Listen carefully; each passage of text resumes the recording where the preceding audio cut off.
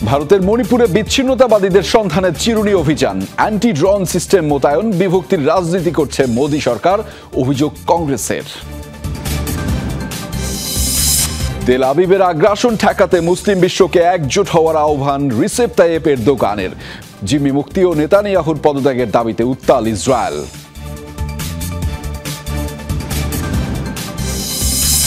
ইউক্রেনের রাজধানী ও আশপাশে রাতভর রাশিয়ার হামলা, ছুড়েছে অর্ধশতাধিক শহীদ ড্রোন। জবাবে বেলগোরোদে কিয়েভের গোলাবর্ষণ, আলোচনায় ড্রাগন ড্রোন।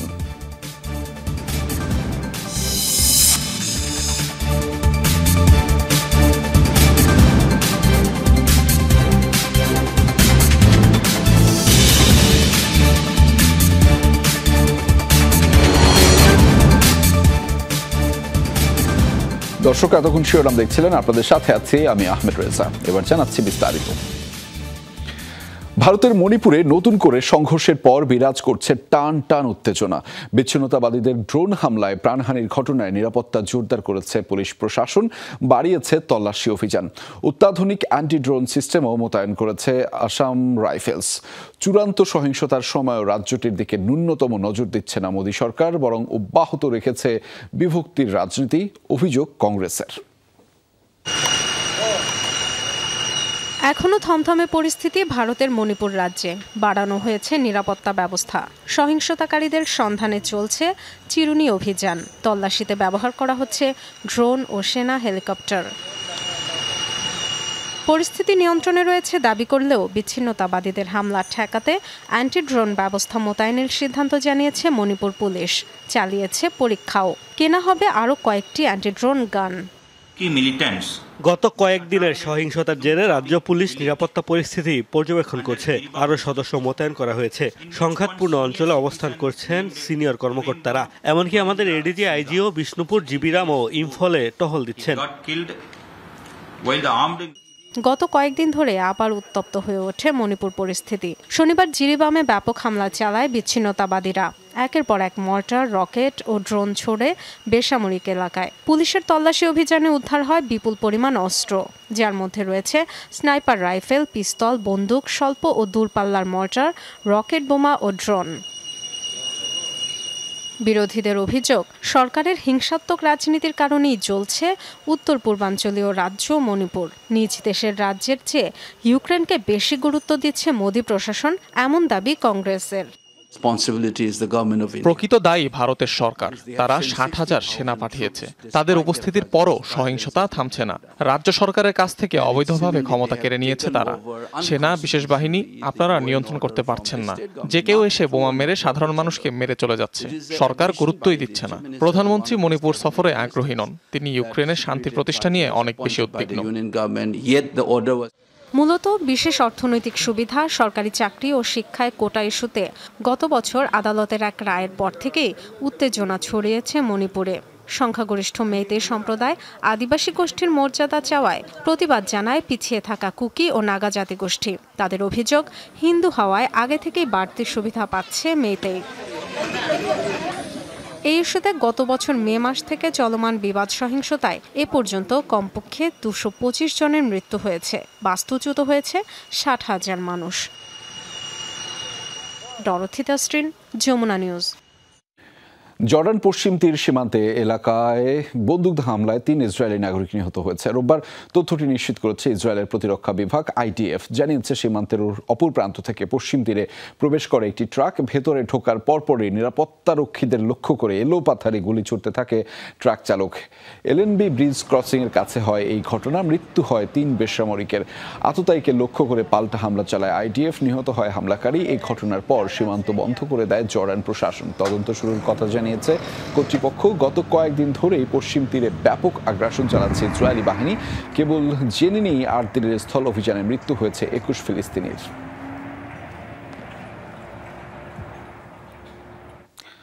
হামাসের হাতে জিম্মিদের মুক্তি ও নেতানিয়াহুর পদত্যাগের দাবিতে আরও উত্তাল হয়ে উঠেছে ইসরায়েল। শনিবার রাতে সাম্প্রতিক ইতিহাসের সবচেয়ে বড় জমায়েত হয় রাজধানীর তেল আবিবে। সরকার বিরোধী বিক্ষোভে অংশ নেয় রেকর্ড 7.5 লাখ মানুষ।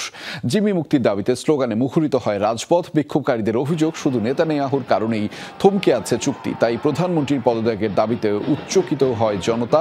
অগ্নিসংযোগ করে জানায় প্রতিবাদ। পুলিশের বাধা উপেক্ষা করে মিছিল নিয়ে প্রদক্ষিণ করে প্রধান সড়ক। নিরাপত্তা বাহিনীর সাথে চলে ব্যাপক সংঘর্ষ এবং ধরপাকড়ের শিকার হয় আন্দোলনকারীরা।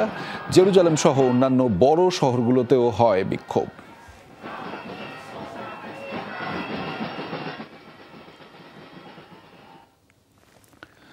কেবল ফিলিস্তিনি নয়, দখলদার ইসরায়েলের চোখে পুরো মুসলিম বিশ্বের উপর, এমন মন্তব্য করেছেন তুরস্কের প্রেসিডেন্ট রিসেপ তাইয়েপ এরদোগান। বলেছেন, পুরো মুসলিম বিশ্বের হয়ে হামাস একাই লড়ছে ইসরায়েলের বিরুদ্ধে। তেল আবিবের আগ্রাসন ঠেকাতে বাকিদেরও একজোট হওয়ার আহ্বান জানিয়েছেন তিনি। সে লক্ষ্যে মিশর, সিরিয়ার সাথে তুরস্কের আলোচনার কথাও বলেন তিনি। পশ্চিম তীরে মার্কিন তুর্কি দ্বৈত নাগরিকের মৃত্যুতে শোক ও তীব্র নিন্দা জানিয়েছেন এরদোগান। শুক্রবার পশ্চিম তীরে ইসরায়েলি সেনাদের বন্দুক হামলায় মাথায় গুলিবিদ্ধ হয়ে মারা যান মার্কিন তুর্কি দ্বৈত নাগরিক আয়সেনুর এজগি ইয়েগি। যুক্তরাষ্ট্রের পর এ ঘটনায় তীব্র নিন্দা জানিয়েছে তুরস্ক। শনিবার দেশটির কোজাইলি প্রদেশে ভাষণ দেন প্রেসিডেন্ট রিসেপ তাইয়েপ এরদোগান। তার শঙ্কা, এখানেই থেমে থাকবে না ইসরায়েল, সংঘাত ছড়িয়ে পড়বে গোটা মধ্যপ্রাচ্যে। ভবিষ্যতে মুসলিম বিশ্বকে টার্গেট করে ইসরায়েলের হামলা আরও বাড়বে বলে সতর্ক করেন তিনি। বর্বর ইহুদিরা সেদিন আমাদের সন্তানকে হত্যা করেছে। গাজায় এখন পর্যন্ত 41,000 বেসামরিক নিহত হয়েছেন, যার মধ্যে 17,000ই শিশু। আমি সতর্ক করছি, ইসরায়েল কিন্তু এখানেই ক্ষান্ত হবে না। আজ ফিলিস্তিন, কাল মিশর, এরপর সিরিয়া। ওদের চোখ পুরো মুসলিম বিশ্বের উপর। হামাস আমাদের সবার হয়ে একাই ইসরায়েলের বিরুদ্ধে লড়াই করছে। ভাষণে মুসলিম বিশ্বকে একজোট হয়ে ইসরায়েলের বিরুদ্ধে রুখে দাঁড়ানোর আহ্বান জানান এরদোগান। বলেন, শত্রুদের মোকাবেলায় সব ধরনের সহায়তা প্রদান করবে আঙ্কারা। অন্যান্য মুসলিম দেশে ইসরায়েল হামলা চালানোর আগেই ব্যবস্থা গ্রহণ করতে হবে। সবাইকে ঐক্যবদ্ধভাবে কাজ করতে হবে। তেল আবিবের বিরুদ্ধে মিশর ও সিরিয়ার সাথে একসাথে কাজ করবে তুরস্ক। প্রয়োজনীয় পদক্ষেপগুলো নিয়ে আলাপ আলোচনা ইতিমধ্যেই শেষ হয়েছে। মানবাধিকার কর্মী আয়সেনুর এজগি ইয়েগির মৃত্যুতে সরাসরি মিত্রদেশ ইসরায়েলকে দোষারোপ না করলেও ঘটনাটি তদন্তের আহ্বান জানিয়েছে যুক্তরাষ্ট্র। তাজরিয়ান সোবহান, যমুনা নিউজ। ইসরায়েলি ভূখণ্ড লক্ষ্য করে হামলা অব্যাহত রেখেছে হিজবুল্লাহ। শনিবার অন্তত 100 রকেট ছুড়েছে দেশটির উত্তরাঞ্চলে। রাতভর হামলা টার্গেট হয়েছে কিরিয়াত সোমনা ও শামির এলাকা। নেতানিয়াহু প্রশাসনের দাবি, কোনো হতাহতের ঘটনা ঘটেনি। কাতিউষা রকেট ছোড়ার কথা জানিয়েছে সশস্ত্র গোষ্ঠী হিজবুল্লাহ। হামলায় ধ্বংস হয়েছে একটি সামরিক ঘাঁটি। লেবাননের দক্ষিণাঞ্চলে IDF এর হামলায় 3 প্যারাডেমিক নিহতের ঘটনার পর আরও বেড়েছে ইসরায়েল ও হিজবুল্লাহর পাল্টাপাল্টি হামলা।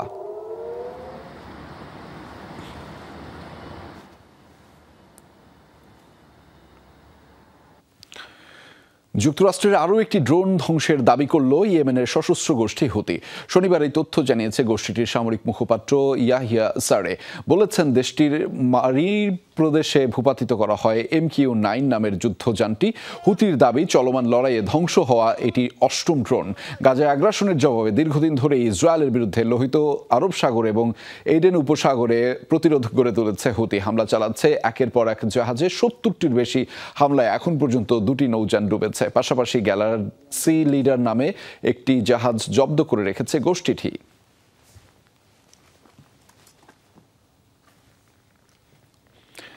ইরানের তৈরি শহীদ ড্রোন দিয়ে ইউক্রেনে বড় ধরনের হামলা চালালো রাশিয়া। শনিবার রাতভর একাধিক টার্গেটে ছুড়েছে অন্তত 67টি ড্রোন। হতাহতের শিকার অন্তত 280 কিয়েভ সেনা। 24 ঘন্টার ব্যবধানে দোনেৎস্কের আরও একটি এলাকা নিয়ন্ত্রণে নেওয়ার দাবি করেছে মস্কো। জবাবে রাশিয়ার বেলগোরদে ব্যাপক গোলাবর্ষণ করেছে ইউক্রেন।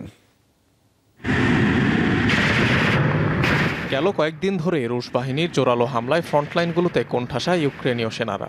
এমন পরিস্থিতিতে আবারও বড় ধরনের ড্রোন হামলার টার্গেট হলো রাজধানী কিয়েভ ও আশপাশের এলাকা। শনিবারের এই হামলায় ব্যবহার করা হয় ইরানি প্রযুক্তির শহীদ ড্রোন। রাজধানী কিয়েভ পেরিয়ে ধ্বংসাবশেষ মেলে আশপাশের শহরেও, এমনকি পার্লামেন্ট ভবনের কাছেও পাওয়া যায় ড্রোনের অবশিষ্ট। কিয়েভের দাবি, হামলায় হতাহত হয়নি কেউ, বরং প্রতিহত করা হয়েছে বেশিরভাগ মনুষ্যবিহীন আকাশযান। মাত্র ৪৮ ঘন্টার মধ্যে দোনেৎস্কের ৭টি এলাকা দখলে নেওয়ার দাবি করেছে রুশ সেনারা। বিমান হামলায় গুঁড়িয়ে দেওয়া হয়েছে অঞ্চলটির একাধিক সামরিক স্থাপনা, অস্ত্রাগার এবং ড্রোন মিসাইল তৈরির কারখানা। পাশাপাশি কুরস্কেও ইউক্রেনীয় সেনাদের হটাতে চলে পুতিন বাহিনীর অভিযান। ধ্বংস করা হয় কিয়েভের ট্যাঙ্ক, কামান, সাঁজোয়া যান ও বেশ কয়েকটি পণ্যবাহী যান। জবাবে রাশিয়ার বেলগরোদে গোলাবর্ষণ করে জেলেনস্কি বাহিনী। ক্ষতিগ্রস্ত হয় শেবেকিনো এলাকার কিছু ঘরবাড়ি। আহত হয় ৩ রুশ নাগরিক। পাওয়া যায়নি প্রাণহানির খবর। এছাড়াও ইউক্রেনের শতাধিক ফ্রন্টলাইনে রুশ বাহিনীর সাথে তুমুল সংঘর্ষের কথা জানায় কিয়েভ। পোক্রোভস্কে পাল্টা হামলার পর রুশ সেনারা পিছু হটেছে বলেও দাবি করে। পাল্টাপাল্টি হামলা জোরদারকে কেন্দ্র করে সম্প্রতি ফ্রন্টলাইনে অতিরিক্ত সেনা সদস্য মোতায়েন করেছে রাশিয়া ইউক্রেন দুই পক্ষই। অনিক রহমান, যমুনা নিউজ। আলোচনায় ইউক্রেনের ড্রাগন ড্রোন। রাশিয়ার বিরুদ্ধে যুদ্ধে নতুন এই মারণাস্ত্র ব্যবহার শুরু করেছে ইউক্রেন। আলোচিত ড্রোনটি কল্পকাহিনীর ডানাওয়ালা ড্রাগনের মতোই উড়তে উড়তে আগুন ঝরায়। বেশ ধ্বংসাত্মক এই সমরাস্ত্র ধাতব পদার্থ সহ যে কোনো কিছু পুড়িয়ে ফেলতে সক্ষম। বন জঙ্গলের থাকা রুশ সেনাদের গোপন ঘাঁটি ধ্বংসে এটি ব্যবহার করা শুরু করেছে ইউক্রেন সেনারা। পৌরাণিক কাহিনীর ডানাওয়ালা ড্রাগন যেন বাস্তবে অগ্নিকুণ্ড ছড়িয়ে সবকিছু ধ্বংস করতে করতে উড়ে যাওয়ার দৃশ্য দেখা গেল রাশিয়া ইউক্রেন যুদ্ধে। গল্পের সেই ড্রাগনের আদলে ড্রোন বানিয়ে যুদ্ধে ব্যবহার শুরু করেছে ইউক্রেন। উঠতে উঠতে রীতিমতো গলিত লোহার বৃষ্টি ঝরায় এই ড্রাগন ড্রোন। ব্যবহার করা হয় অ্যালুমিনিয়াম গুঁড়া ও আয়রন অক্সাইডের উত্তপ্ত মিশ্রণ, যা পরিচিত থার্মাইট নামে। এই থার্মাইট যে কোনো কিছু পুড়িয়ে ভস্ম করতে সক্ষম। বন জঙ্গল সহ বিভিন্ন দুর্গম এলাকায় থাকা রুশ ঘাঁটি ধ্বংসে এটি ব্যবহার করছে ইউক্রেন। বিধ্বংসী এই অস্ত্র ব্যবহার নিয়ে অবশ্য বিতর্ক রয়েছে। অস্ত্র হিসেবে থার্মাইটের ব্যবহার বেশ পুরনো। প্রথম ও দ্বিতীয় বিশ্বযুদ্ধেও থার্মাইটের তৈরি বোমা ব্যবহার করা হয়েছিল। শত্রুদের অস্ত্র পুড়িয়ে ফেলতে এটি ব্যবহার করত জার্মান সেনারা। ইউক্রেনের নতুন এই সমরাস্ত্র ব্যবহারের ভিডিও এর মধ্যে ঝড় তুলেছে সামাজিক মাধ্যমে। তুলনামূলক কম উচ্চতায় উড়ে ড্রাগনের মতো আগুনের বৃষ্টি ঝরায় বলেই নাম দেওয়া হয়েছে ড্রাগন ড্রোন। ইউক্রেনের দাবি, অন্য যে কোনো ড্রোনের চেয়ে বেশি ধ্বংসাত্মক এই অস্ত্র। বলা হচ্ছে থার্মাইট ধাতব পদার্থ সহ যে কোনো জিনিস খুব সহজেই পুড়িয়ে ফেলতে পারে। ইউক্রেনকে চলতি মাসেই জাপোরিঝিয়ায় প্রথম ড্রাগন ড্রোন ব্যবহার করতে দেখা গেছে। আগেও অবশ্য রুশ ট্যাঙ্ক ধ্বংস করতে আরেক ধরনের থার্মাইটের ড্রোন ব্যবহার করেছিল কিয়েভ সেনারা। মোস্তফা মাহমুদ, যমুনা নিউজ। এবার মার্কিন M60 ট্যাঙ্কে আরো ভয়ঙ্কর রূপ দিল মধ্যপ্রাচ্যের অন্যতম পরাশক্তি ইরান। গত শতকের সমরযানটির অত্যাধুনিক সংস্করণ উন্মোচন করেছে দেশটি। দাবি, সংস্কারের পর ট্যাঙ্কের সক্ষমতা বেড়েছে কয়েক গুণ। যুক্ত করা হয়েছে আধুনিক যুদ্ধযানের সকল বৈশিষ্ট্য। ধারণা, রণাঙ্গনে মডিফাইড সোলাইমান 402 এনে দিবে বড় ব্যবধান। গত শতকের মাঝামাঝি সময়ে তৈরি মার্কিন M60 ট্যাঙ্ক। সে সময় ইরানের পশ্চিমাপন্থী স্বৈরশাসক রেজা পাহলভিকে 1.5 থেকে 200টি M60 ট্যাঙ্ক দিয়েছিল যুক্তরাষ্ট্র। 60-70 বছরের পুরনো সেই ট্যাঙ্ককেই আধুনিক যুদ্ধযানে পরিণত করল তেহরান। নতুন রূপে ফিরে আসা মার্কিন M60 ট্যাঙ্কটির নাম বদলে রাখা হয়েছে সোলাইমান 402, যাতে আনা হয়েছে বেশ কিছু পরিবর্তন। বাড়ানো হয়েছে যুদ্ধ সক্ষমতা, উন্নত করা হয়েছে ফায়ারিং সাপোর্ট। দাবি, মধ্যপ্রাচ্যের অন্যতম পরাশক্তি ইরানের। এছাড়াও সমরযানটিতে যুক্ত করা হয়েছে থার্মাল সেন্সর, সংযোজন করা হয়েছে কমান্ড সাইট এবং রেডিয়েশন সেন্সর। পাশাপাশি আধুনিকতার ছোঁয়ায় ট্যাঙ্কটি এখন নিয়ন্ত্রণ করা যাবে দূর থেকেই। শোনা যাচ্ছে রুশ প্রযুক্তির জ্যামারও বসানো হয়েছে সোলাইমান 402-তে। তবে কৌশলগত কারণেই খুব বেশি তথ্য প্রকাশ করেনি ইরান। সামরিক বাহিনীর দাবি, অবশিষ্ট অন্যান্য M60 ট্যাঙ্কগুলো আধুনিকায়ন করা হবে। ট্যাঙ্কটির ধারণ ক্ষমতা 13 জনে উন্নীত করা হয়েছে। এখন এটির আকাশযান ধ্বংস করার সক্ষমতাও আছে। দূরপাল্লার মিসাইল ছুটতে পারবে যুদ্ধযানটি। পাশাপাশি স্টেবিলাইজারও সংযোজন করা হয়েছে, চলতে পারবে দিন রাত 24 ঘন্টা। রোববার ইরানের শহীদ জারহারান আর্মি সেন্টারে সামনে আনা হয় মডিফাইড ট্যাঙ্কগুলো। Anik Rahman, Jamuna news. Russia Ukraine শান্তি আলোচনায় মধ্যস্থতায় চলতি সপ্তাহে মস্কো সফর করবেন ভারতের জাতীয় নিরাপত্তা উপদেষ্টা অজিত দোভাল। এমন তথ্য জানিয়েছে ভারতীয় গণমাধ্যম। জানিয়েছে 2 বছর ধরে চলা রাশিয়া ইউক্রেন সংঘাত নিরসনে আলোচনা সফরের লক্ষ্য। এছাড়া মস্কোতেই ব্রিক্স জোটের বৈঠকে অংশ নেওয়ার কথা রয়েছে তার। এর আগে গত সপ্তাহে রুশ প্রেসিডেন্ট ভ্লাদিমির পুতিনের সঙ্গে ফোন আলাপ করেন ভারতের প্রধানমন্ত্রী। তখনই ভারতের নিরাপত্তা উপদেষ্টার মস্কো সফর সম্পর্কে সিদ্ধান্ত হয়। গত 2 মাসে রাশিয়া ও ইউক্রেন সফর করেন নরেন্দ্র মোদী।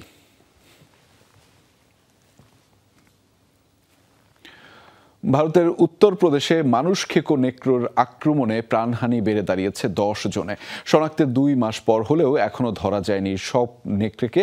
অবশিষ্ট 2টি নেকড়েকে ধরতে বাহরাইচ জেলার গ্রামের পর গ্রামে অভিযান চালাচ্ছে বন বিভাগ ও পুলিশ সদস্যরা। সাথে আছে জেলা প্রশাসনের জরুরি বিভাগও। ড্রোন ব্যবহার করে চলছে অনুসন্ধান। এখনো বন্ধ রয়েছে অঞ্চলটির সকল শিক্ষা প্রতিষ্ঠান। অপ্রয়োজনে ঘর থেকে বের না হওয়ার নির্দেশনা জারি রয়েছে প্রশাসনের। এর আগে খোঁজ চালিয়ে খাঁচাবন্দি করা হয় 4টি নেকড়েকে।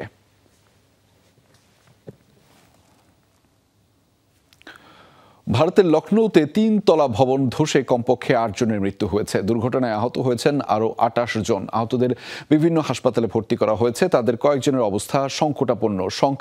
নিহতের সংখ্যা আরও বাড়তে পারে। স্থানীয় কর্তৃপক্ষ জানিয়েছে লখনৌর ট্রান্সপোর্ট নগরে শনিবার একটি 3 তলা ভবন হঠাৎ ধসে পড়ে।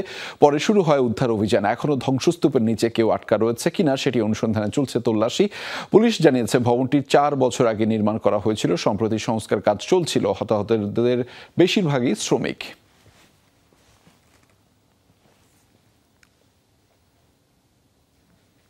যুক্তরাষ্ট্রে আবারও মানব শরীরে শনাক্ত হলো বার্ড ফ্লু। দেশটির স্বাস্থ্য বিভাগ নিশ্চিত করেছে এই তথ্য। তবে কোন প্রাণীর সংস্পর্শ থেকে আক্রান্ত হয়েছে সে বিষয়টি এখনও জানা যায়নি। মিসৌরির একটি হাসপাতালে চিকিৎসাধীন তিনি। তবে এখন অনেকটাই সুস্থ বলে জানিয়েছে মার্কিন রোগতত্ত্ব সংক্রামক বিভাগ সিডিসি। যুক্তরাষ্ট্রে চলতি বছর এখন পর্যন্ত 14 জন বার্ড ফ্লু রোগী শনাক্ত হয়েছে। তবে এবারই উৎস সম্পর্কে নিশ্চিত হওয়া যায়নি। এর আগে পোলট্রি ও গবাদি পশু থেকে আক্রান্তের প্রমাণ মিলেছিল। সাধারণ মানুষের মধ্যে ব্যাপক হারে বার্ড ফ্লু ছড়িয়ে পড়ার শঙ্কা নেই, আশ্বস্ত করেছে সিডিসি। উত্তর কোরিয়ার একটি নির্মাণাধীন নৌঘাঁটি পরিদর্শন করেছেন দেশটির সর্বোচ্চ নেতা কিম জং উন। দেশটির রাষ্ট্রীয় গণমাধ্যম KCNA প্রকাশ করেছে পরিদর্শনের ছবি। জানিয়েছে শিগগিরই উত্তর কোরিয়ার নৌবহরে উন্নত মানের যুদ্ধজাহাজ ও সাবমেরিন যুক্ত করার সিদ্ধান্ত নিয়েছেন কিম। জাহাজগুলো নোঙর ও চলাচলের জন্যই নির্মাণ করা হচ্ছে নতুন নৌঘাঁটিটি। নৌবাহিনীকে আরও শক্তিশালী করে গড়ে তোলার উপর জোর দিয়েছেন কিম। তবে দেশটির কোন অঞ্চলে নৌঘাঁটিটি নির্মাণ করা হচ্ছে তা প্রকাশ করেনি KCNA। ভয়াবহ দাবানলে পুড়েছে লাতিন আমেরিকার দেশ বলিভিয়া। ক্ষতিগ্রস্ত প্রায় 95 লাখ একর বনভূমি। দেশ জুড়ে এখনও সক্রিয় অন্তত 72টি দাবানল। সবচেয়ে বেশি ক্ষতিগ্রস্ত সান্তাক্রুজ শহর। 64টি সক্রিয় দাবানলে পুড়ে গেছে অঞ্চলটির বেশিরভাগ এলাকা। নিরাপদ আশ্রয়ে সরিয়ে নেওয়া হয়েছে আশপাশের বাসিন্দাদের। মেলেনি কোনো হতাহতের খবর। এরই মধ্যে গোটা দেশে জারি করা হয়েছে জরুরি অবস্থা। চাওয়া হয়েছে আন্তর্জাতিক সম্প্রদায়ের সহায়তা। ভয়াবহ খরার কারণে দক্ষিণ আমেরিকার বিভিন্ন দেশে তৈরি হয়েছে দাবানল। এখনও হাজার হাজার দাবানলে সক্রিয় রয়েছে লাতিন দেশগুলোতে। স্কটল্যান্ডে মুখোমুখি অবস্থানে দেখা গেল উগ্র ডানপন্থী এবং বর্ণবাদ বিরোধী দুপক্ষের আন্দোলনকারীদের। শনিবার রাজধানীর গ্লাসগোতে বিক্ষোভে অংশ নেন কয়েক হাজার নাগরিক। শহরের প্রধান সড়কগুলোয় অবরোধ করে পাল্টাপাল্টি অবস্থান নেয় দুপক্ষ। একে অপরের বিরুদ্ধে পাল্টাপাল্টি স্লোগান দিতে থাকে তারা। অপ্রীতিকর পরিস্থিতি এড়াতে মোতায়েন করা হয় নিরাপত্তা বাহিনীর অতিরিক্ত সদস্য। পরিস্থিতি উত্তপ্ত হয়ে উঠলে বিক্ষোভে বাধা দেয় পুলিশ। আটক করা হয় 2 জনকে। সম্প্রতি যুক্তরাজ্যের অভিবাসন বিরোধী বিক্ষোভের পর তা ছড়িয়েছে স্কটল্যান্ডেও।